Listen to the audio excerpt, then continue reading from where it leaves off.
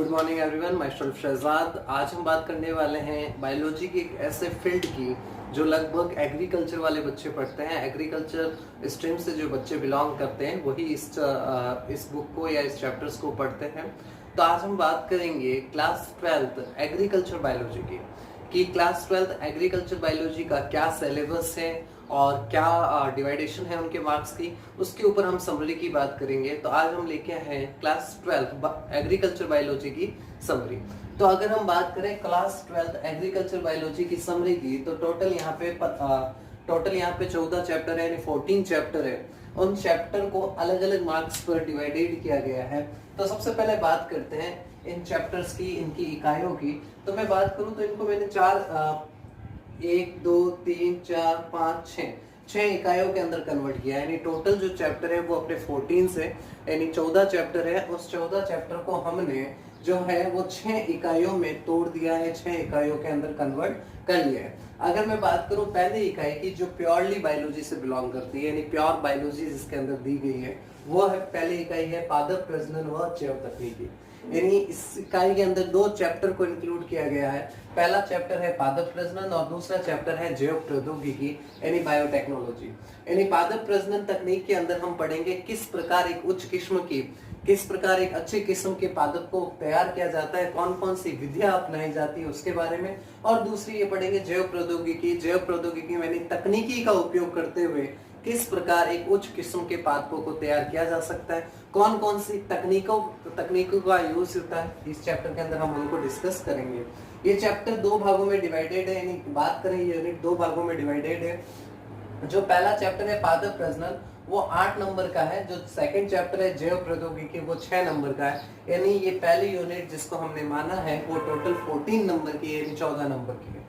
तो ये पहली यूनिट है जिसके अंदर आप पादप प्रजनन के बारे में, और पादप प्रजनन के बाद सेकंड में आप पढ़ोगे टेक्निक्स के बारे में, यानी जीवों के ऊपर कौन कौन सी तकनीकी का उपयोग कर, क्योंकि हम पढ़ रहे हैं एग्रीकल्चर बायोलॉजी, तो हम पादपों के अंदर कौन कौन सी तकनीकी का उपयोग करके उच्च किस्म के पादपों का निर्माण किया जाता है। सेकंड अपनी यूनिट है कीट विज्ञान और कीटों का नियंत्रण। कीट विज्ञान और कीटों का नियंत्रण, ये इसके अंदर भी 2 चैप्टर्स के अंदर इस यूनिट को डिवाइडेड किया गया है कि कौन कौन से प्रमुख कीट होते हैं जो फसलों को नुकसान पहुंचाते हैं और उनके नियंत्रण की विधियां कौन कौन सी है, कौन कौन से कीट है, जैसे कातरा हो गया, अनार की तितली हो गई, उनके बारे में हम इस चैप्टर के अंदर डिस्कस करेंगे। और सेकंड है नियंत्रण की विधियां, यानी कौन कौन सी भौतिक विधियों द्वारा, कौन कौन सी यांत्रिक विधियों द्वारा हम कीटों का नियंत्रण कर सकते हैं, कौन कौन सी रासायनिक विधियों द्वारा हम कीटों का नियंत्रण कर सकते हैं, वो इस चैप्टर के अंदर हम डिस्कस करेंगे। ये यूनिट जो है 2 भागों में डिवाइडेड है। तीसरा चैप्टर और चौथा चैप्टर, यानी प्रमुख कीट, और चौथा चैप्टर है नियंत्रण की विधियां। इन दोनों को अगर मिलाए तो टोटल 12 नंबर का है। लेकिन जो थर्ड चैप्टर है, तीसरा चैप्टर है प्रमुख कीट, वो 8 नंबर का है, जिसमें कीटों के जीवन चक्र के बारे में भी पढ़ना पड़ेगा। जबकि जो चौथा चैप्टर है नियंत्रण की विधियां, वो 4 नंबर का है। इसके अंदर कीटों का नियंत्रण कौन कौन सी विधियों के द्वारा हो सकता है उसके बारे में हम पढ़ेंगे। ये ओवरऑल 12 नंबर की इकाई है। तो यहाँ तक आपकी क्लियर हो चुका है। तीसरी बात करें हमने जो तीसरी इकाई बनाई है, यूनिट बनाई है, वो पादप रोग विज्ञान प्लस पादपों के अंदर फैलाने वाले रोग कारक। पादप रोग विज्ञान के अंदर हम पढ़ेंगे कौन कौन से जो पादप रोग विज्ञान जो हम बात करेंगे इसके अंदर, पादप रोग विज्ञान के अंदर ये कौन कौन से सूक्ष्म जीव होते हैं जो पादपों के अंदर रोग उत्पन्न करते हैं, और कौन कौन से हम कह सकते हैं कि किस प्रकार लक्षणों को हम अभिव्यक्त करेंगे, क्या शब्दावली उपयोग में आती है, हरिमाहीनता किसे कहते हैं, इन पांडुरंगता किसे कहते हैं, इसके ऊपर हम डिस्कस करेंगे। इसके बाद में हम डिस्कस करेंगे एक एक फसलों के रोग की, खरीफ की फसलों में रोग, रबी की फसलों में रोग और फलों के अंदर रोग। यानी बात करें तो जो तीसरी यूनिट है उसके अंदर टोटल हम देखेंगे 1 2 3 4, यानी 4 चैप्टर को इंक्लूड किया गया है, 4 चैप्टर को लिया गया है। पहला सिर्फ शब्दावली को बताएगा, दूसरा खरीफ की फसलों में रोग, तीसरा रबी की, और चौथा फल में रोग। यानी अगर हम किताब की बात करें तो 5वां, 6वां, 7वां और 8वां जो चैप्टर है वो तीसरी इकाई का है, इसके अंदर डिस्कस किया गया है। ये यूनिट जो है टोटल 12 नंबर की है। यानी एक तो है पादप रोग विज्ञान जिसमें से 6 नंबर का क्वेश्चन आएगा, और अगला है खरीफ, रबी और फलों के अंदर रोग जिसके अंदर 6 नंबर का क्वेश्चन आएगा। यानी ओवरऑल ये 12 नंबर की इकाई है। तो यहाँ तक आपका क्लियर हो जाना चाहिए कि जो 3 यूनिट हमने बांटी है उसमें हम क्या क्या पढ़ने वाले हैं। आज ही बुक लीजिए, इन यूनिटों को देखिए एक बार, कल से हम हमारे चैप्टर के ऊपर डिस्कस करेंगे।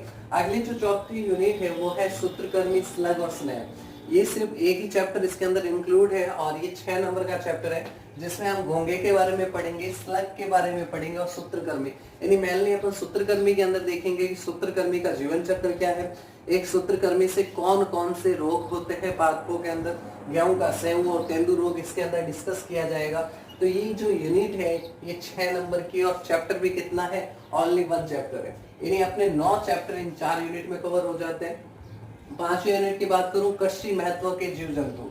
कृषि महत्व के जीव जंतु की बात करूं तो यूनिट 4 चैप्टर से मिलकर बनी है। किताब का 10वां, 11वां, 12वां और 13वां चैप्टर।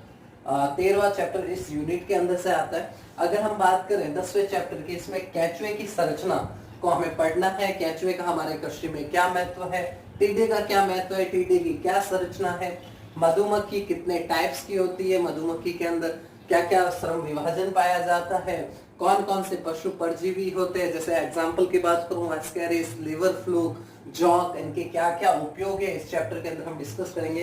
यानी ये जो चौथी इकाई है, 5वीं इकाई, ये ओवरऑल कितने नंबर की है, 8 नंबर की है और इसके अंदर कितने चैप्टर है, 1, 2, 3 और 4। ये 4 चैप्टर से मिलकर बनी है, 13 चैप्टर अपने कवर हो गए। लास्ट चैप्टर है अपने राजस्थान में पालने योग्य मछलियां। राजस्थान में कौन कौन सी मछलियां पाली जाती है, रोहू, कतला, इनके बारे में हम पढ़ेंगे और कौन कौन से उद्गम केंद्र बनाए गए हैं मछलियों के संबंधित और मछलियों का हमारे शरीर में क्या महत्व है, हमारे स्वास्थ्य में क्या महत्व है, उसके ऊपर पढ़ेंगे। ये 4 नंबर का, यानी ओवरऑल हम टोटलिंग करें तो 56 नंबर का जो हमारा पेपर आता है वो हमने यहाँ पे समराइज किया है कि क्या क्या समरी रहेगी, क्या क्या चीजें रहेगी, इसके बारे में हमने देखा है। कल से आपके रेगुलर पादप प्रजनन से हम टॉपिक स्टार्ट कर रहे हैं। पादप प्रजनन से आपके वीडियो आना शुरू हो जाएगा, यानी पादप प्रजनन वाले चैप्टर से हम शुरू कर देंगे। तो काफी हद तक फर्स्ट ऑफ ऑल आप पढ़ना शुरू कर दीजिए। कल से हम रेगुलर इस क्लास को शुरू करेंगे, जिसमें आपको एग्रीकल्चर की वीडियोस मिलती रहेगी। तो एक बार समरी देखिए अपनी बुक से कि क्या क्या चीजें हैं, हम क्या क्या पढ़ने वाले हैं, मैं ऑलरेडी बता चुका हूँ। इनके अंदर बात करें तो ये 2 चैप्टर ऐसे हैं, प्रजनन और जैव तकनीकी वाले, जिसमें आप प्योर बायोलॉजी से रिलेट कर पाओगे। इस प्रजनन वाले चैप्टर में भी थोड़ी बहुत एग्री को इंक्लूड कर लिया गया है। तो ये चीजें हम पढ़ने वाले हैं। तो good luck for your year, यानी 2020-21 का जो आपका सेशन है वो बहुत ही अच्छा निकले और इंशाल्लाह आप अच्छे नंबर से क्रॉस करें, अच्छे नंबर से पास आउट हो। Thank you so much.